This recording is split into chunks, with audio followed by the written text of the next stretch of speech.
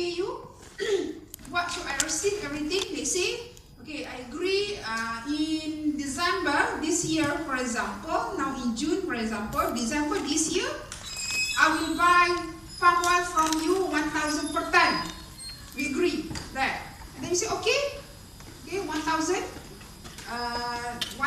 per ton, and you would like to buy, for example, 100 tons. In December nanti dia akan deliver kan, based on whatever you punya contract specification ataupun you punya customized agreement you. Itu forward. Kalau forward contract maksudnya dia ada satu date saja, in December done. Swap is something like a series of forward contract. Sebab dia 5 years.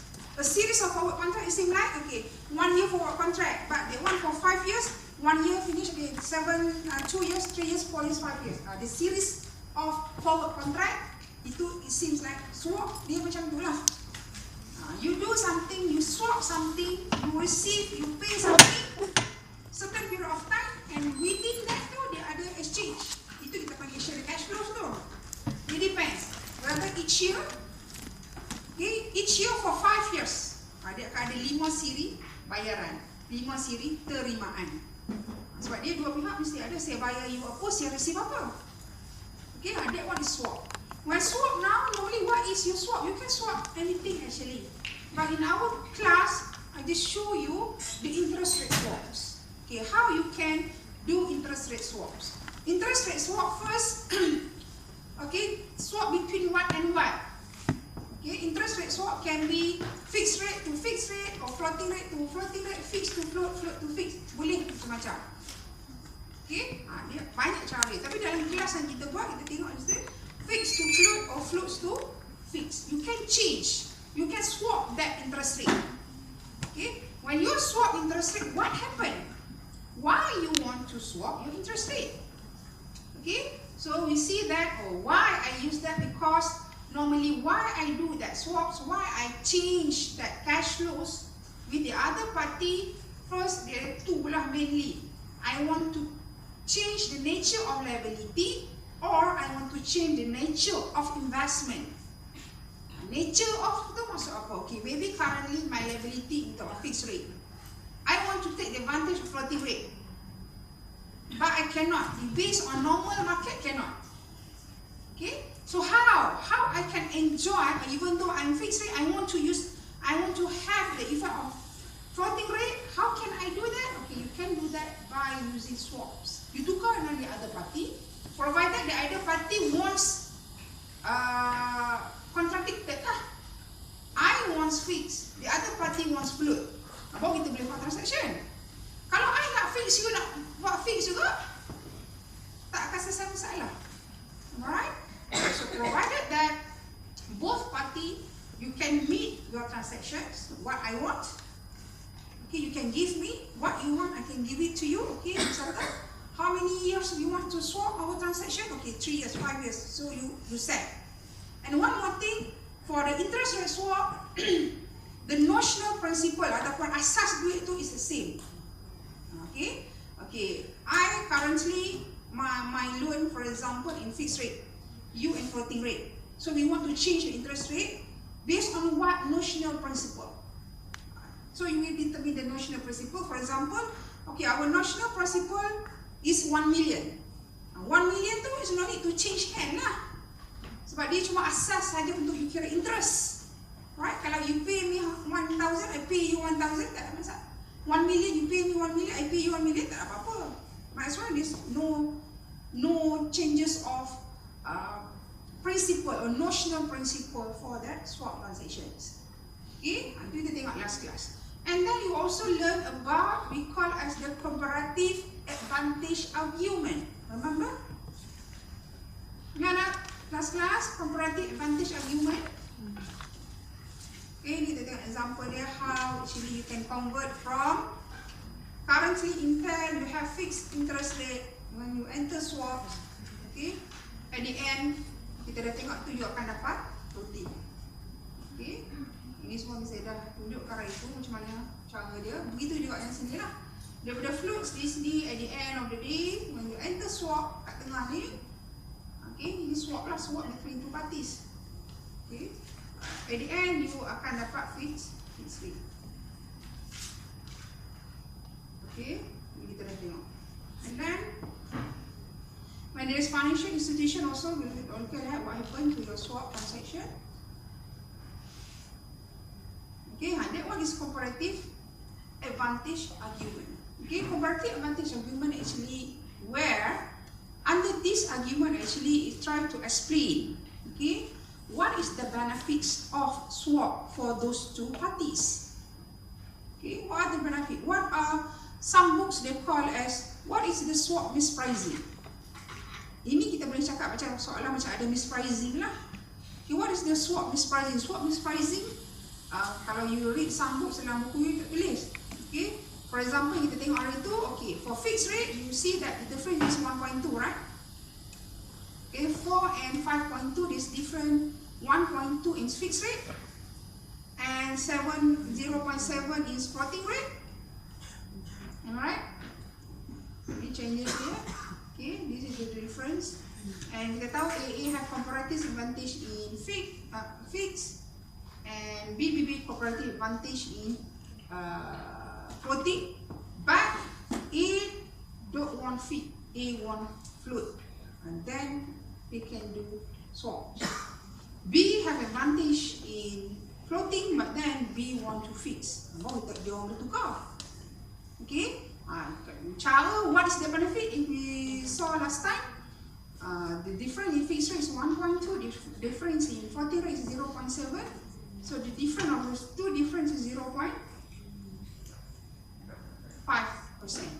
Some books call as 0.5% here. Actually, that one is the swap mispricing. Means that one is the benefits for both parties. And we look at that benefits lah, that both parties lah yang you divide by 2. Kalau kita nak equally attractive for both, okay, A will enjoy 0.25%, okay, and B also will enjoy 0.5% of the benefits of this pricing. Okay, ini kita andaikan tak ada financial institutions. Kalau ada financial institution, you minus lah dulu financial institution kat sini, bank punya. Berapa net lagi yang tinggal? And then the same, you divide by 2, and then you look at the effect. Ini kita panggil comparative advantage argument, which we can say that, we can see that when you do swap, actually, you can get whatever you want. You can get floating rate, right? But at the lower cost as compared to, okay, your transaction without swaps. Kita dah tengok dah hari ni. Okay, this one kita tengok.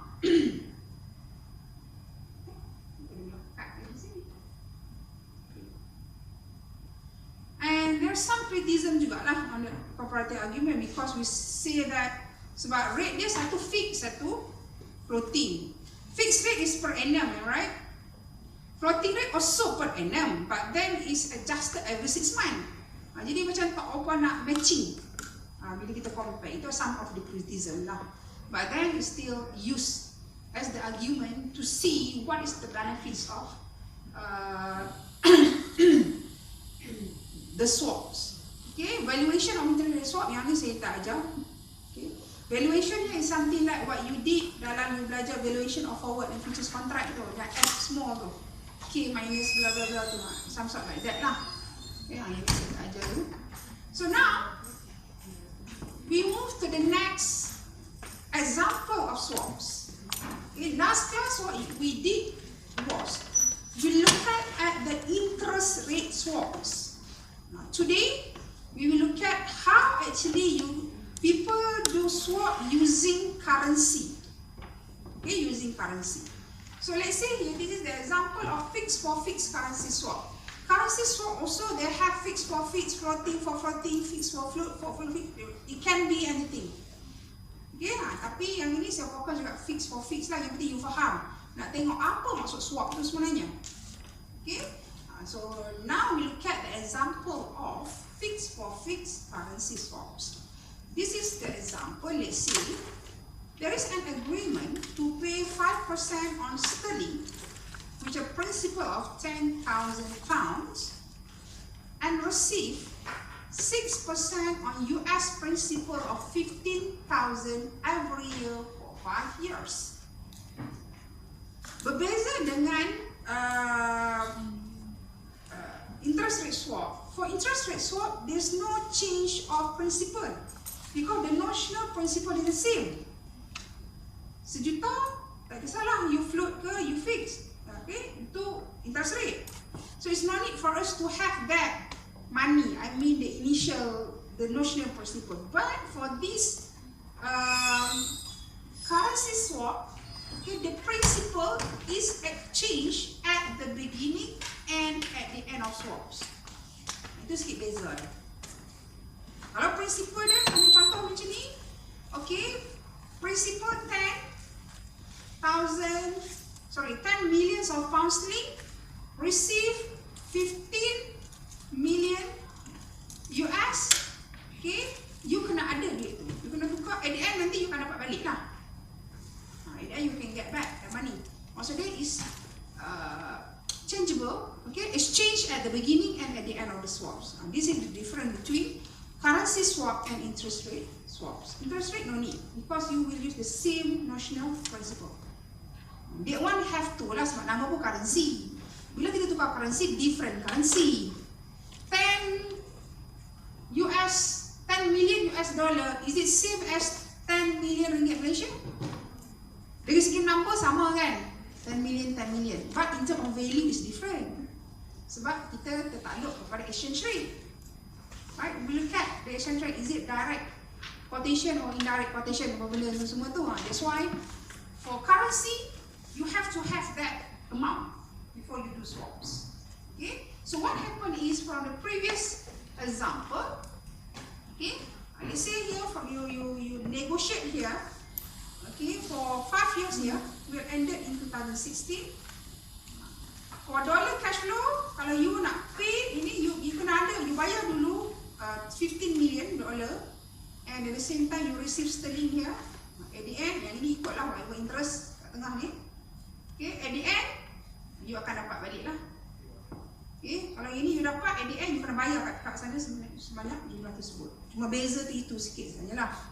Okay, you need the principal, okay, when you negotiate, and also you will return the principal end of the contract. And that one for currency.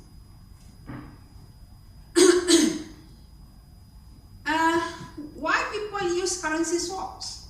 Okay, currency swap is the same. Liability from one currency to a liability another currency, convert the liability, and also investment from one currency to another currency. Kalau interest tadi float to fix to float kan. Kalau ini one currency to another currency when you have load ataupun you ada investment. Okay. So now we look at the comparative advantage argument here for macam mana boleh kita nak tengok the effect of currency swap based on comparative advantage. Okay, sama konsep. Cuba you tengok. Here you look at here, General Electric wants to borrow AUD. Okay. Qantas wants to borrow USD. Okay. After adjusting for the differential impact of taxes, everything, assume that bank require 0.2%. Okay. GE wants to borrow AUD. Cuba kita tengok. If let's say GE borrow AUD directly from the market, what is the cost for GE? Here, right? 7.6%. Sebab dia mana yang ni? If, yang ni kalau if lah. Okay, if direct from market, maksudnya without any swap yet. Okay, maksudnya kalau direct pergi pasaran, ini quotation dia. Okay, Qantas has to borrow AUD, okay, AUD Australian dollar, and the cost for this Australian dollar for GE is 7.6. Okay, Qantas wants to borrow USD. So if Qantas go to the market directly, dia tengok, oh, kalau saya turun kat market, Qantas my cost will be 7. Alright? 7. That one is without swap yet. If you go direct, they say you got this quotation from the bank. They go, okay, this is the quotation for you. You kata, I nak, GE kata, I nak AUD, the cost for me is 7.6. Okay? And Qantas say, oh, it cost me 7. Then these two company, and then they look at, is there any comparative advantage between us, between these two company only? Kalau ada advantage, comparative advantage, kita do swaps. What happen is, when I do swaps, I might reduce my cost 7.6%, which is to a certain rate, which is lower. Okay? They also same for Qantas. So they look at whether they have that comparative advantage or not. So how they identify whether there is comparative advantage or not? Okay, first look at dalam USD. GE, if they borrow USD, the cost for GE is 5%. Cost for Qantas is 7. Means that GE will pay low, right? How low is low? 2% low. Okay, GE kata, okay, I have advantage 2% in fixed rate. But wait, how about AUD? AUD, tengok, oh, I pay 7.6%. Atas kata, oh, I pula kena bayar 8, bank charge me 8. So means that I still pay less than you. Am I right? GE still pay less than Qantas, how many percent?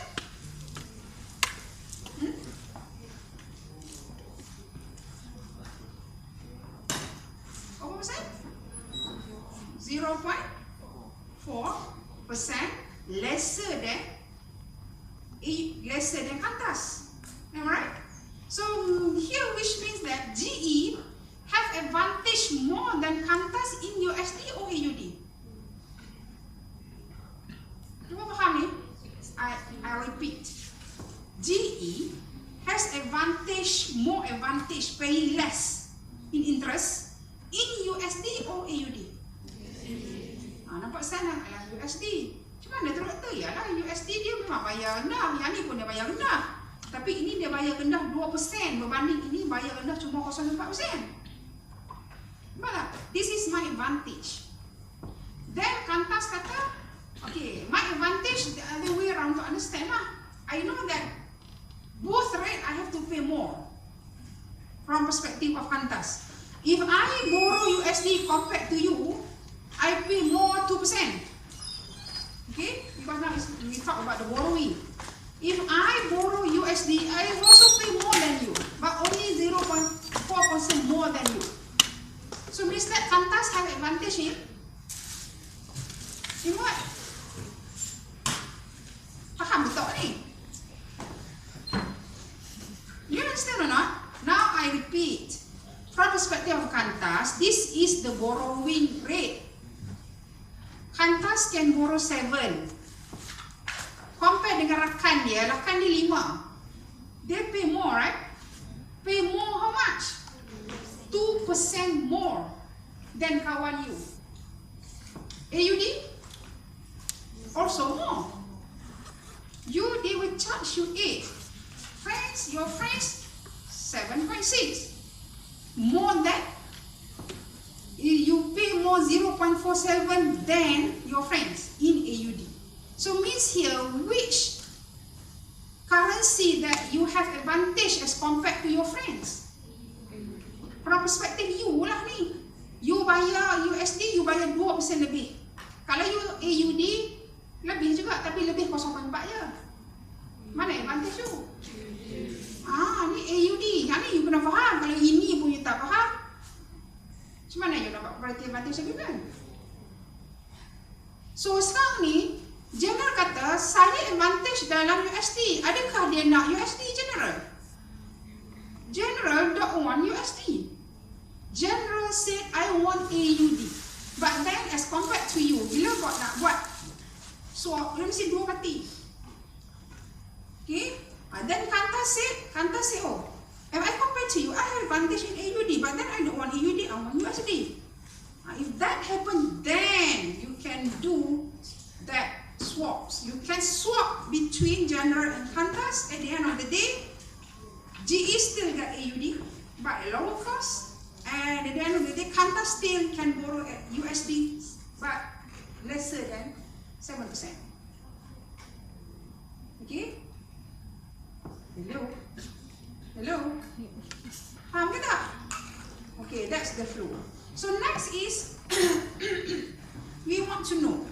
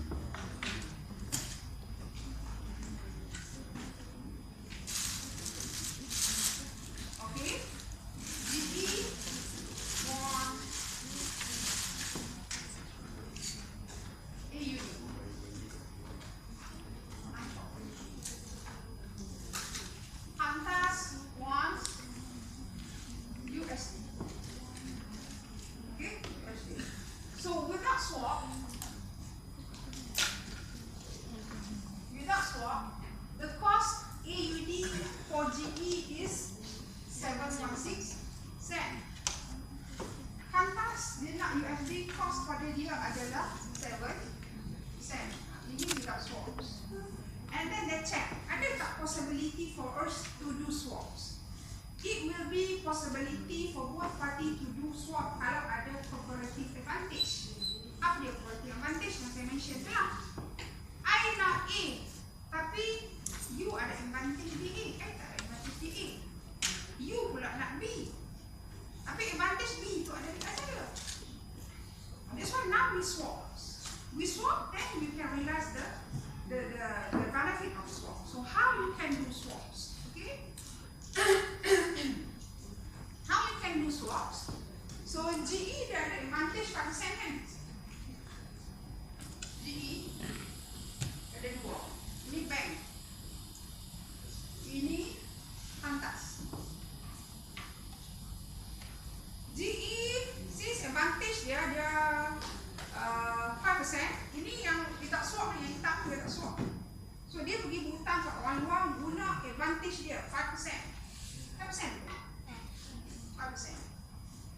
5% currency dia adalah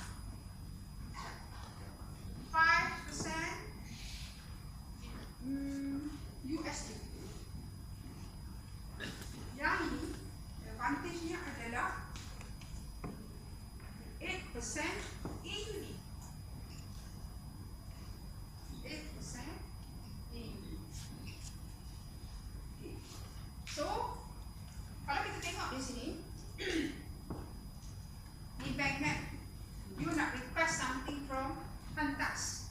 If you want to request something from Qantas, let's say,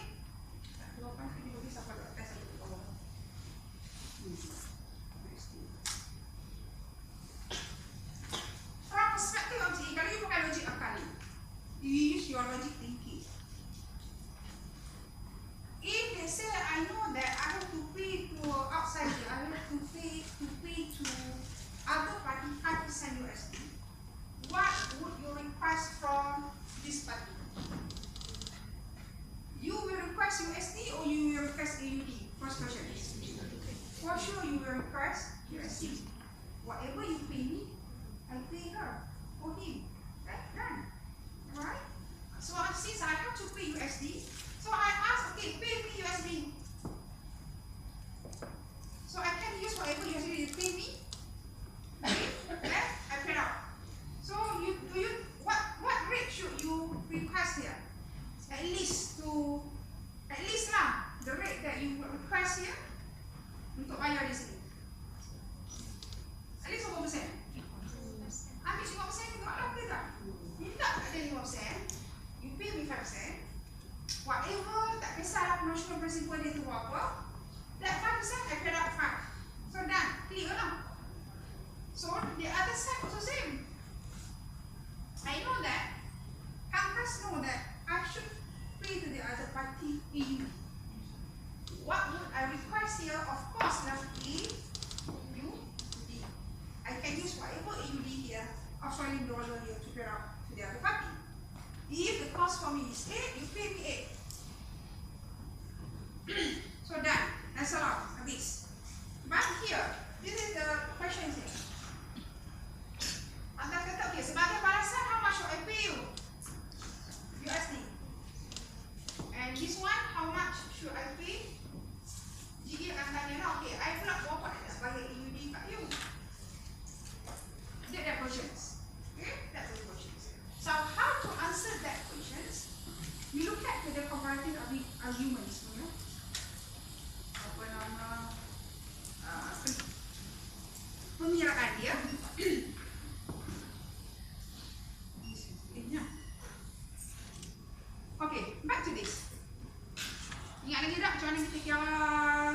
Miss Frizzy?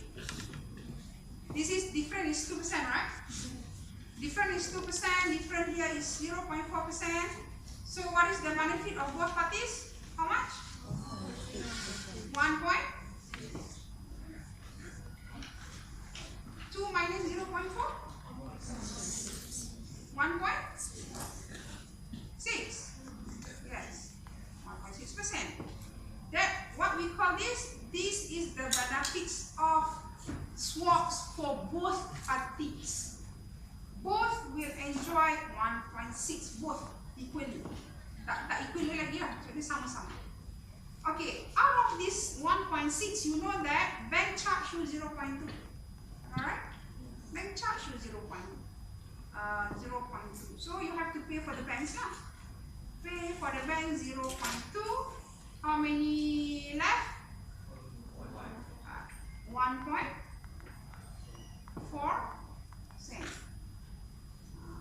1.4% is the remaining benefits for both parties because bank charge you 0.2. Understand this? Senang dia boleh swap sebenarnya. You ikut the flow dia, you boleh buat. Okay, so now when we talk about advantage here, we want to split equally. Normally, they will split equally bawah adil. If total benefits for both parties is 1.4%, if you want to split it equally, so each party will enjoy how many percent save? 0.7%. Okay, 0.7% each. So, apa efek dia? Tengok lah. Sepatutnya di sini, that one is without swap, right? So now you enter swap. Bila you enter swap, you can save what percent? 0.7%. Ini pun you can save 0.7%. Now we talk about borrowing. In investment, you can add more lah. Bukan investment. Faham tak? You can tengok situasi. Kita dalam situasi meminjam. Bila kita meminjam, when you want to borrow, you have the benefits, means that the cost borrowing will be lesser. When we talk about investment, the same concept. But when you have interest rate, means that it will increase your investment. Jangan ditolak tak? Nampak kan investment? Itu kena faham sendiri lah. Okay, so back to this. With swap, you kena bayar. Instead of 7.6, berapa tinggal cost you? 6.9% only. This one, out of 7, berapa? 6.3%. So what should be here? Means that here DE wants AUD. So ini adalah AUD. AUD here cost asal 7.6. So dia akan jadi 6.9 AUD here. Because that one is AUD. USD dia akan jadi 6.3 USD. That's how. Could you please prove that using this transaction, bank actually can get 0.2%? How can we say that bank can get 0.2%? Cuba you can tak? Just prove that bank will get 0.2%. Betul ke bank dapat 0.2%? Cuba prove. Will you please prove to me? Using this transaction, bank can get 0.2% returns when they trade USD and AUD.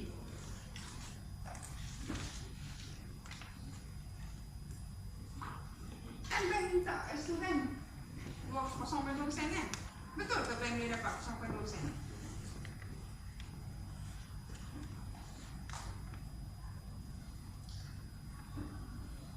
You calculate how much profit and loss for bank using USD.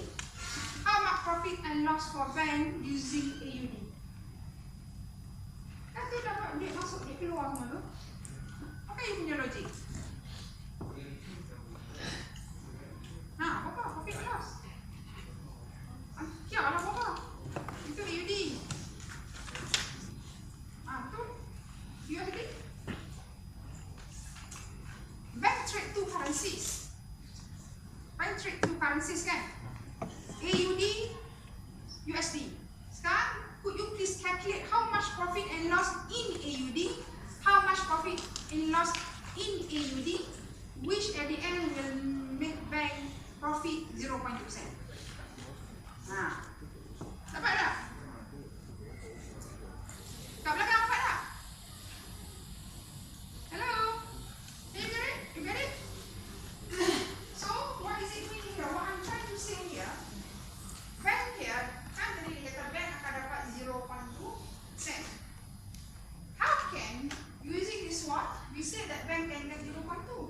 Just to prove lah. Okay? So, we can see here, bank rate first dia akan rate USD. Okay? There are different rates. Maksudnya di sini bank, kalau tengok that arrow here, bank receive 6.3%, paid out. Bank pay 5%. Persen negatif is seperti you receive, you pay. You terima 6.3, you bayar 5. Terima lebih, bayar kurang. Positif atau negatif? Positif kan? You terima lebih. Ada tak? You terima 63% tapi you bayar ke orang sana 5% je. Kita tahu bagaimana? Itu nak profit. How much your profit in USD? Berapa ni? 1.3%. Ini dalam USD. How about AUD? AUD, what bank do is bank receive. Tengok. GE pay AUD. Okay. Receive 6.9%. Ya, AUD. At the same time, bank kata, okay, bayar dekat kantas. Bayar dekat kantas 8%. Dapat 6.9, tapi bayar kat orang tu dapat. Dapat sikit bayar lebih. Untung atau rugi? AUD. Rugi berapa? 1.1%. Untung 1.3, rugi 1.1. So, still get 0.2% for bank. Bank dia nak untung. Misalnya mungkin dia rugi di satu pihak, dia untung di satu pihak. At the end dia masih rugi untung.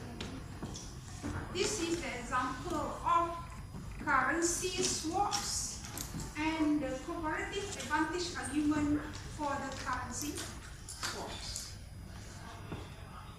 Okay, boleh tak? Understand? Any questions? Okay.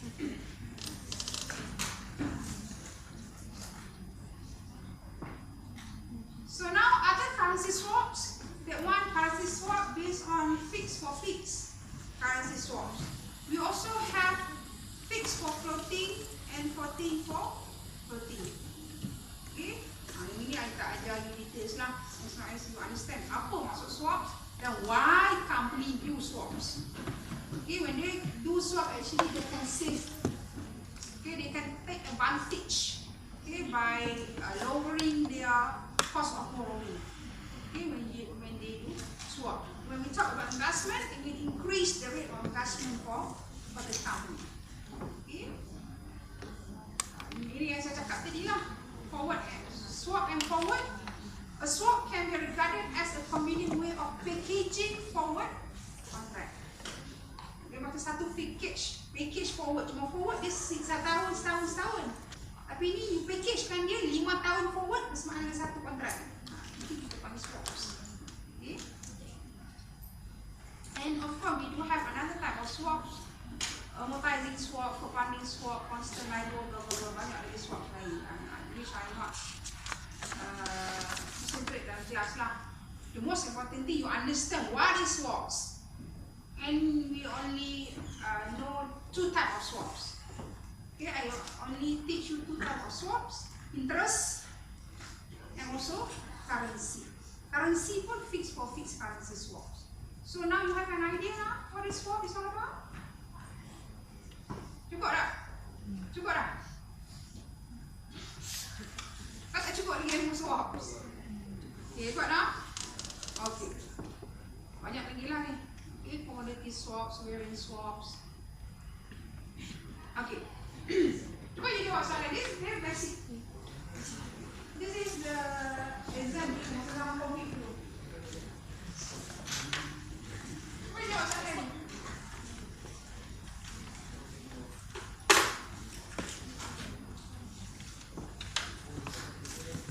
Just simple saja. A, B, C, D.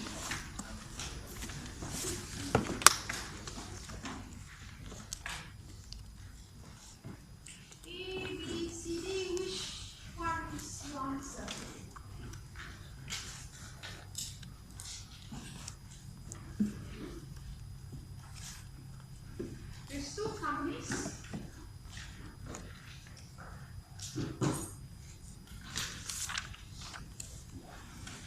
Okay, jawab.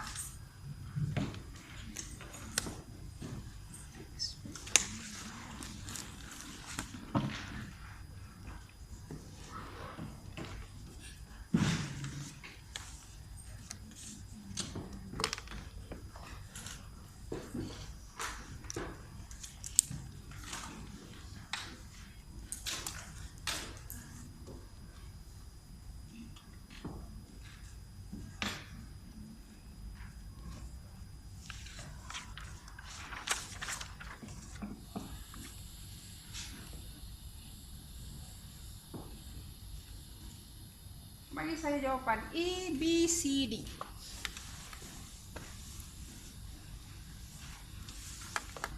Dia bagi dalam ayat, you dah biasa buat dalam table, you buat table saja. This is just a basic understanding of swaps.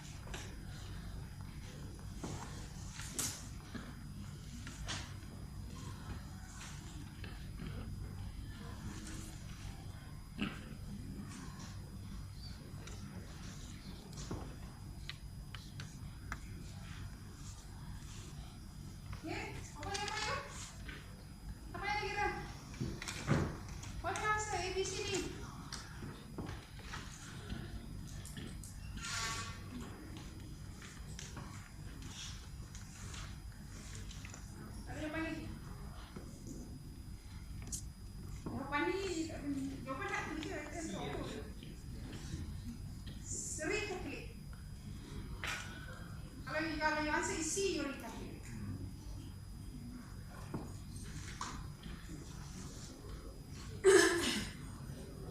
Look at the pilihan jawapan. A, B, C. Which one?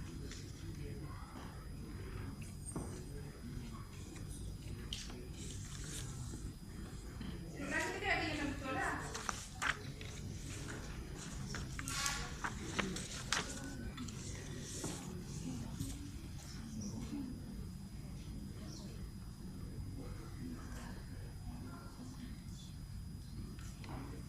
Which answer is it?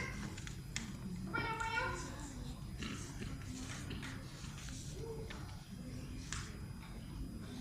You think B? C? Dan jawapan lain? A? A? Ada? E? F? Ada? Okay, those who answer E, congratulations. At least you understand the fundamentals of the swaps. Okay? So now you can. Ini asas saja. Tak perlu nak draw apa benda. Dalam exam tak semestinya draw. Kalau dia suruh draw, you draw lah. So now we can. Dia kata kat sini, let's say put company A can borrow money as fixed rate. Okay, A fixed rate. Kalau dia borrow as fixed rate 7.5. Kalau at floating rate, dia boleh borrow pada kadar LIBOR plus 0.5. 0.5%.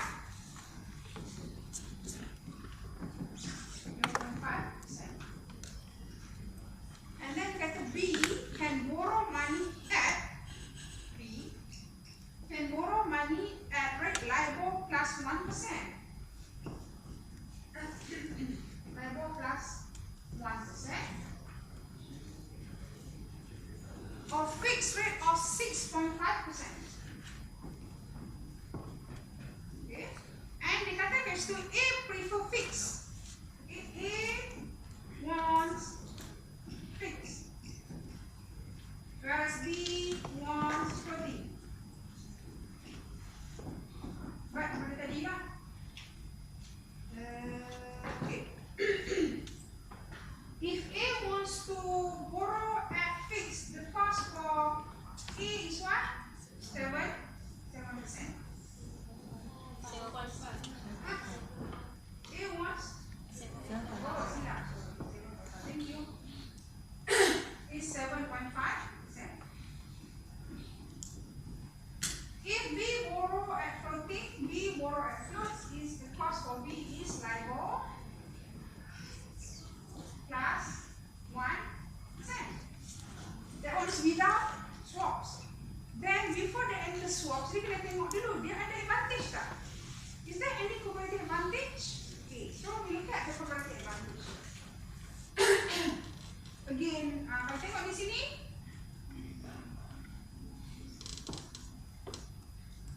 A wants fixed. Okay. B wants floating. Betul kan? Okay. So di sini kalau kita tengok mistake advantage dia di sini, kawan ni dia ada advantage itu is straightforward lah. B memang ada advantage di sini dan kawan ni ada advantage di sini. Tapi B bukan nak float, B nak float, dia tak mau fix. Alright? Yang ini dia advantage ni tapi dia tak mau fix, dia nak float. So tak apalah, dah itu kita banyak dulu. So now we look at the benefits of.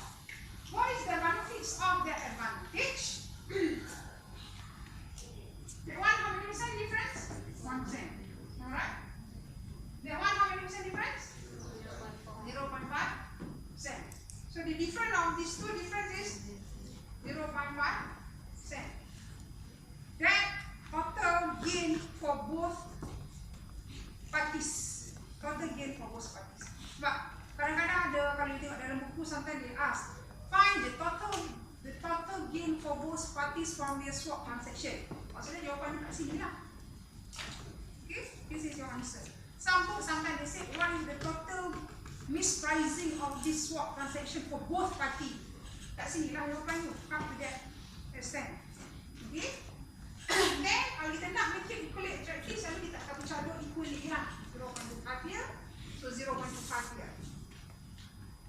like this. Advantage here means that initially without swap your cost is 7.5. But with swap you can minus 0.25 from the advantage of swap. At the end you cost 0.75. Same. Not only for A, B also will enjoy the returns. Okay. Initially the cost for B is LIBOR plus 1. Now with this 0.5 will cost you LIBOR plus 0.75. So same only lah. So you dah save 0.25. Right? Ini tengoklah jawapan mana yang sesuai. Okay, so A can swap with B and pay fixed rate 7.25. Betul? 7.25. A can swap with B, company A could pay fixed rate of 6.5. It's wrong, right? Tak. If B swap with A, B must pay LIBOR plus 0.5. No, it's LIBOR 0.75. No terms. So obviously the answer is D. Faham tak? Faham? What is it? Same process.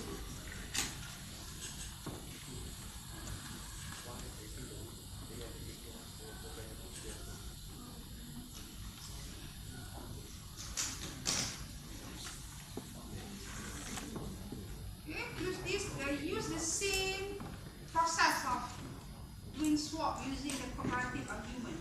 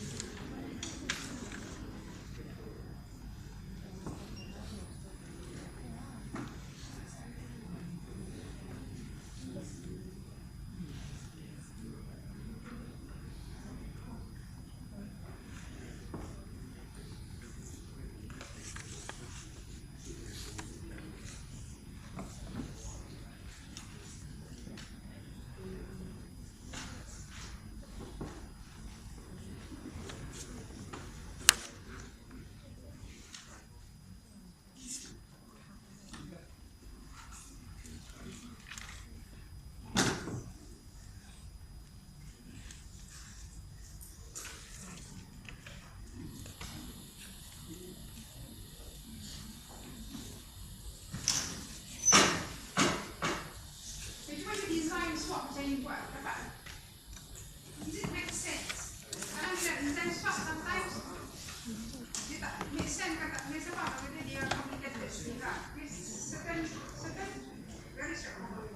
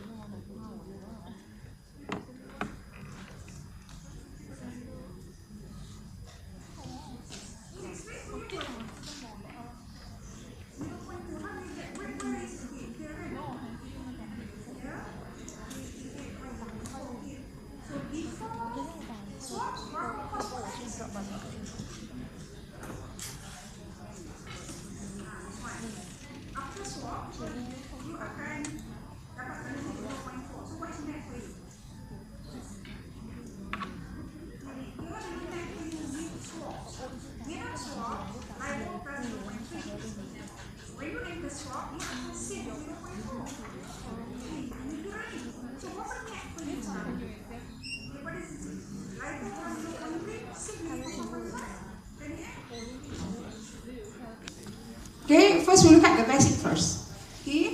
Company X and Y has been offered the following rates for the per annum on 20 million of 5 years loan. Remember that for interest rate swap, the notional principal is same, which is 20 millions. Okay, tak kisah. No need to change hand. That 20 millions. Okay, and then this is the fixed rate. This is the rate that they offered to these two parties. Company X require floating. Again, as I mentioned, you follow the process saja. Okay, you follow the process. X wants float. Okay. X wants float, and the cost floating rate for X without swap is LIBOR. Okay. LIBOR plus 0.3. In that one is without swap. It means that if you directly go to the market, this is the cost. Okay. And they got the Y requires fixed rate loan. And why not? Fixed rate for Y is 8.4. Okay, done that part. Okay. So design a swap that will net bank acting as intermediary 0.1 per annum and will appear equally attractive for both parties. So now, bila dia tengok kat sini, okay, this is our cost if there is no swap. Is there any possibility for us to do swap, for example? Then we look at A kata dengan Y, jom kita study tengok ada tak advantage kat kita. You advantage apa, I advantage apa. So dia orang ni pun tengok lah. Y memang both rate is good for Y, tak ada masalah. Cuma sekarang ni dia nak compare dengan rakannya Y. So fixed rate, X kata okay, I pay only 7. How about you? Oh, I pay 8.4. So I means that I lower than you 1.4%. It's better than Y.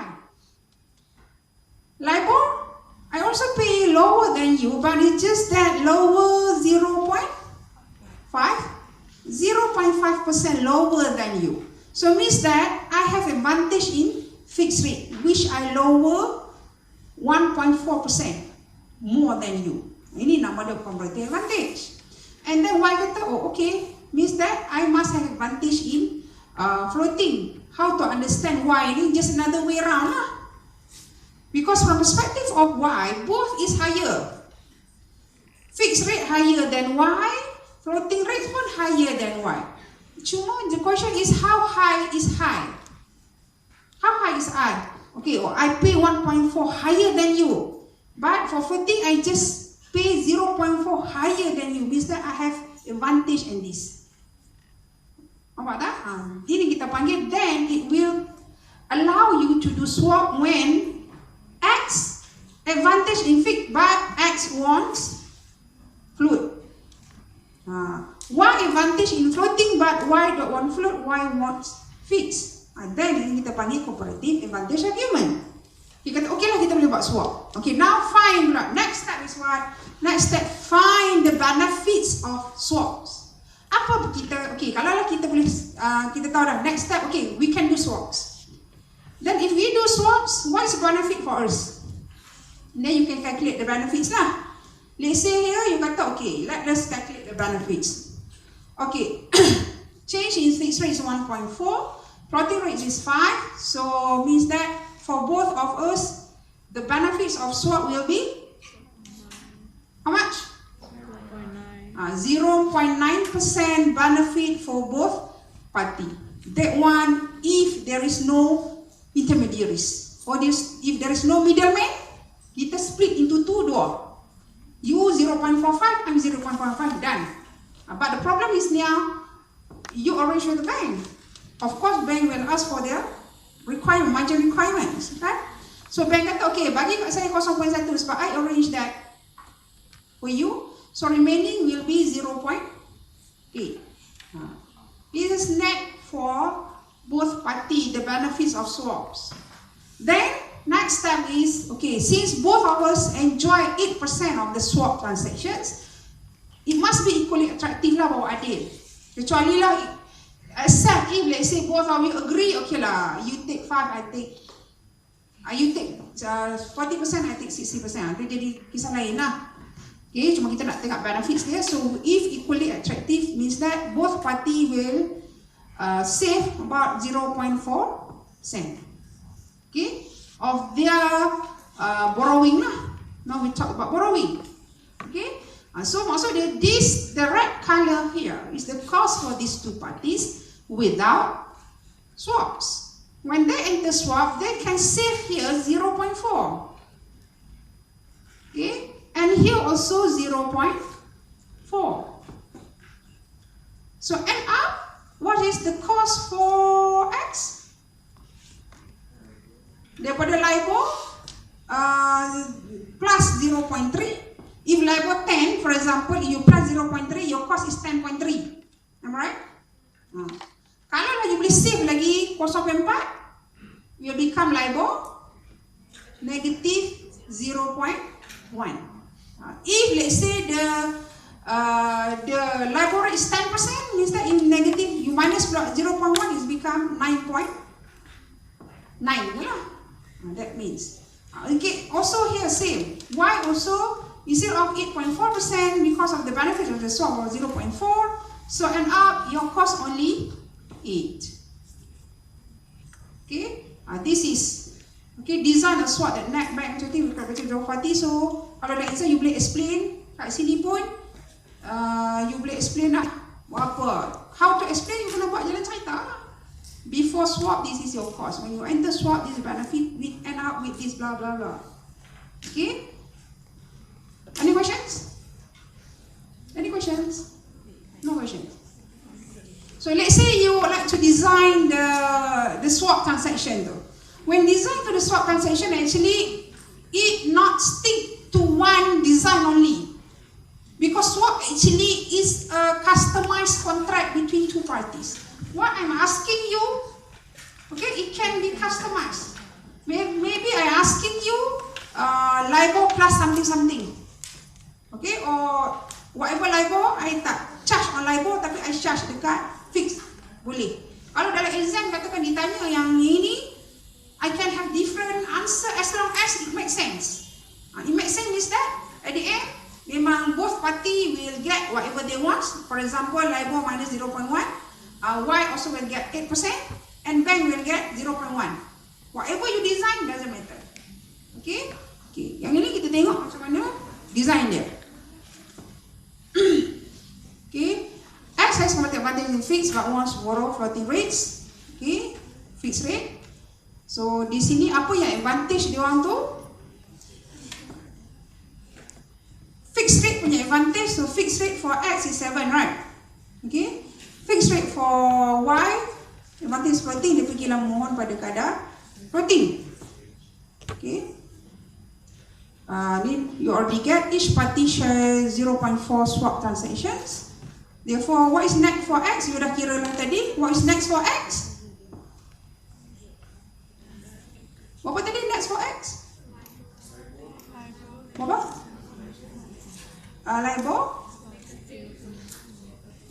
LIBOR minus 0.1%.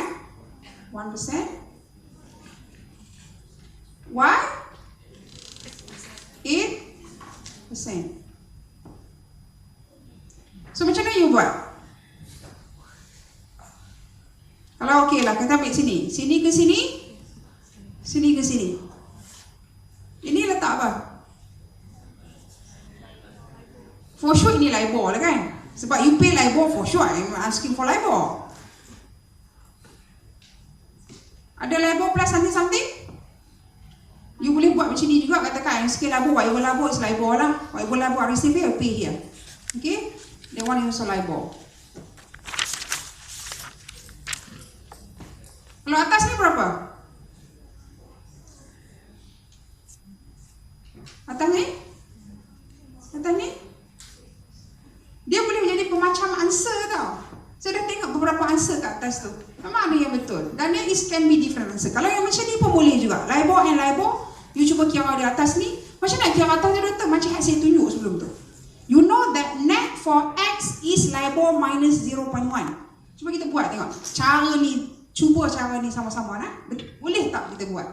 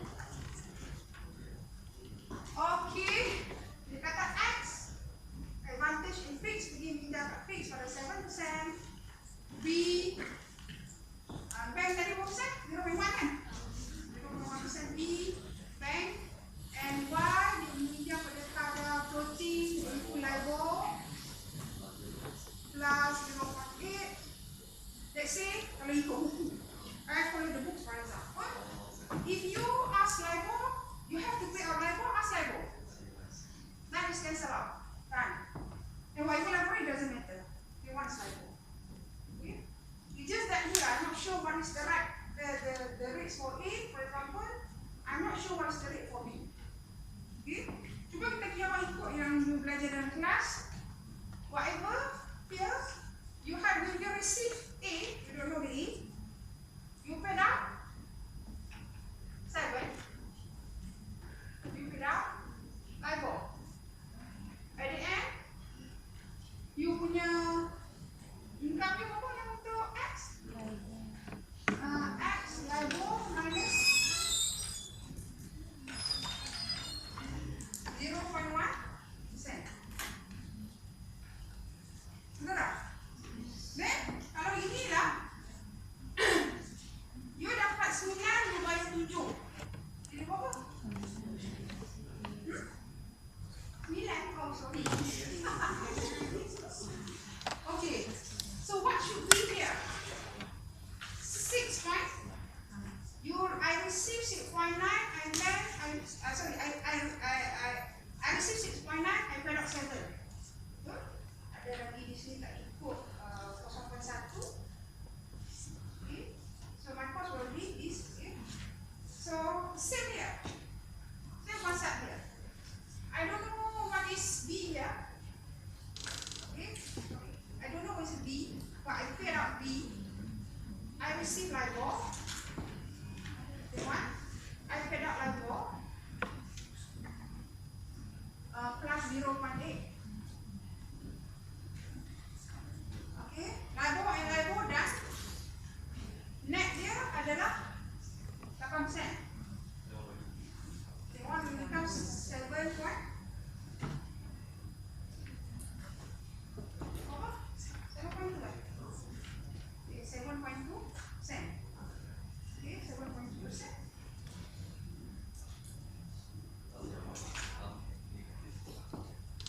I bayar 7.2, I dapat okay, dapat yang 6.8. So kalau kita tengok di situ, B rate 7.2. Yang ini tak kena ni. Berapa? Mana 7.0? Oh, sorry, balik. 7.1 here. Sebab saya terima 7.1%. Okay.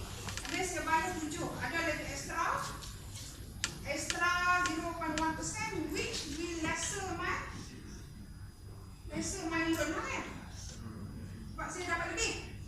Jadi kalau interest rate dia adalah 10%, I have lesser 0.1, so I have to minus 0.1. That's right. Thank you. Okay. So here you can put here 0.1. Here is 7.2, 7.1. The difference will be bank year. This is one way, not only this way. Also found our friends also did, we just correct. Which one you buy though? You letak sini. LIBOR plus 0.8, right? Whatever LIBOR you pay, you ask other party, okay, pay me that one. Here, I pay 7, you pay me 7. Alright? Okay? So done. So if you are in between, ini you dapat apa LIBOR? Minus 0.1. Ini 8. You kira apa? Net dia? Kalau you kira macam ni, dapat sama satu tak? Okay. This is the difference of 9. This is difference of 1. Right? 1 minus 0.9 is 0.1. Yes. Right. Also can. Terulang pada you macam mana you nak design. Sebab when it come to the design here, because swap is customized contract. It depends. That's why it says it's an agreement between two parties. But you know that how much the duration of 5 years. Each year will change. What are the term and condition you set by yourself. Tapi whatever net dia still sama lah. Ini tak kacau. Cuma yang design ni dia jadi macam-macam. As long as it makes sense lah.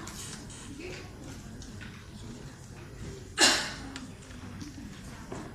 Okay, done. Done chapter swaps. Okay.